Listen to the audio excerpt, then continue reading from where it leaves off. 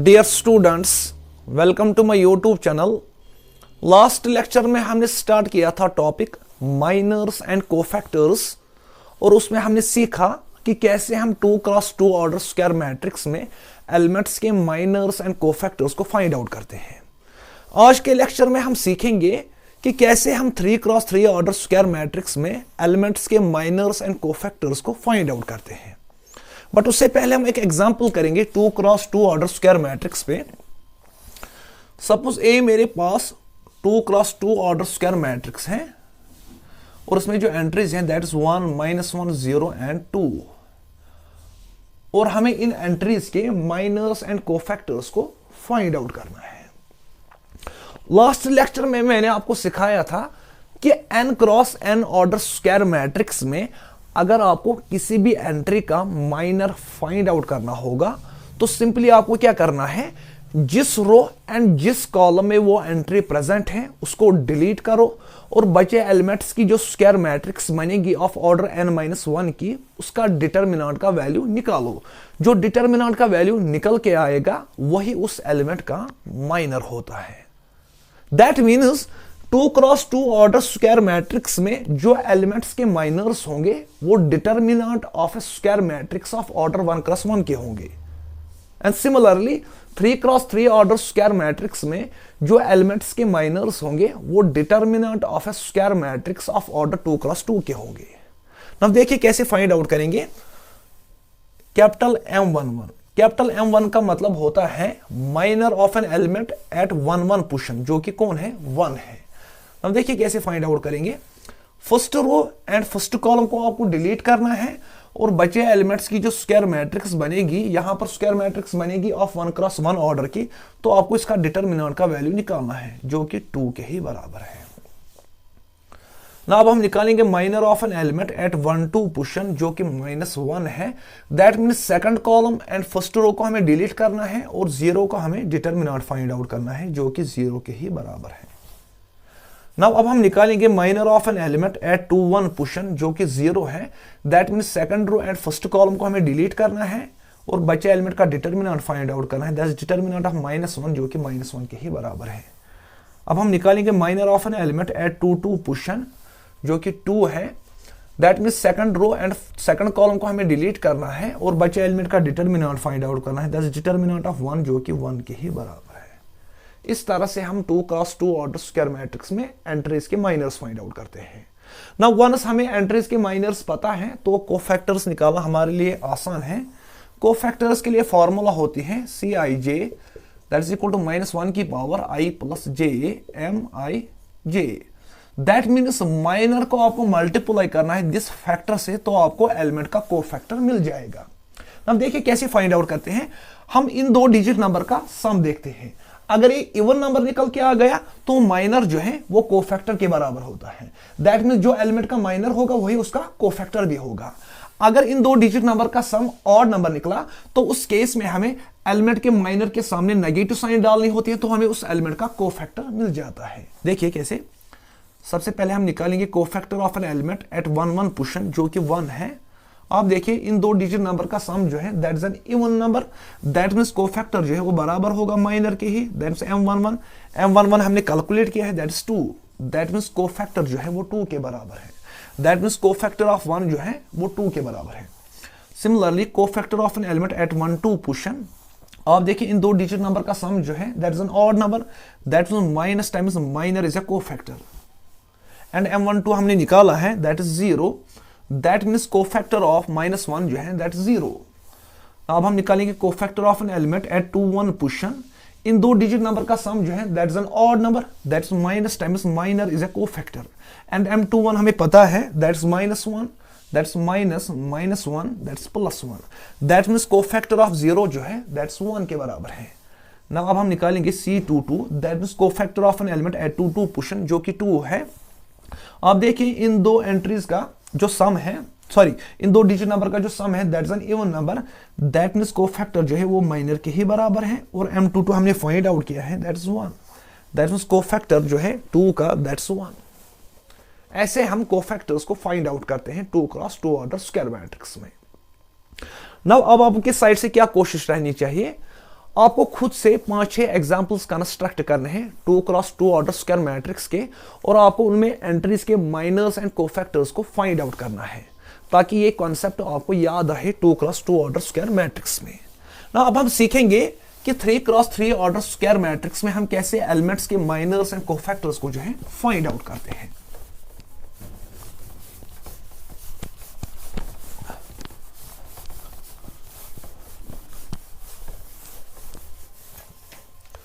Suppose ए मुझे given the गई है 3x3 ऑर्डर स्क्वायर मैट्रिक्स, और इसकी जो एंट्रीज हैं दैट इज 1 0 -1 2 -3 4 -4 -5 एंड -6, और मुझे इन एंट्रीज के माइनर्स एंड कोफैक्टर्स को जो है फाइंड आउट करना है।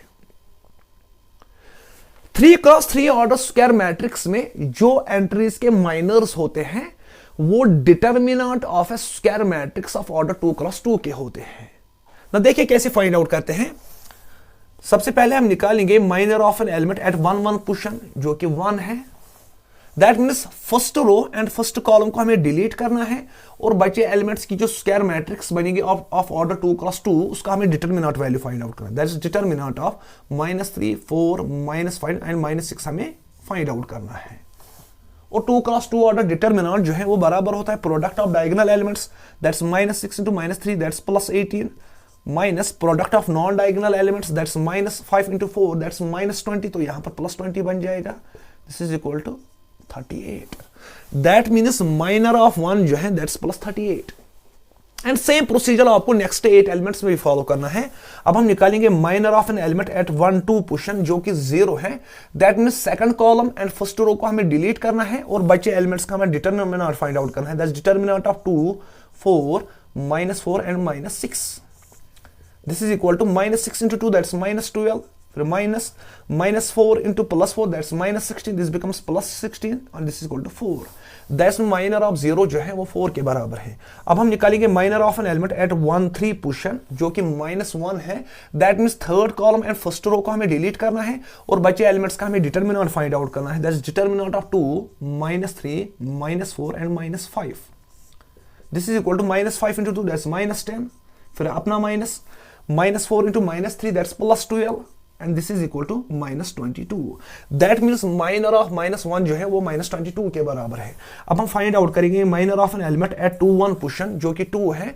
That means second row and first column को हमें डिलीट करना है, और बचे एलिमेंट्स का हमें डिटर्मिनेंट फाइंड आउट करना है। That's determinant of 0 -1 -5 and -6।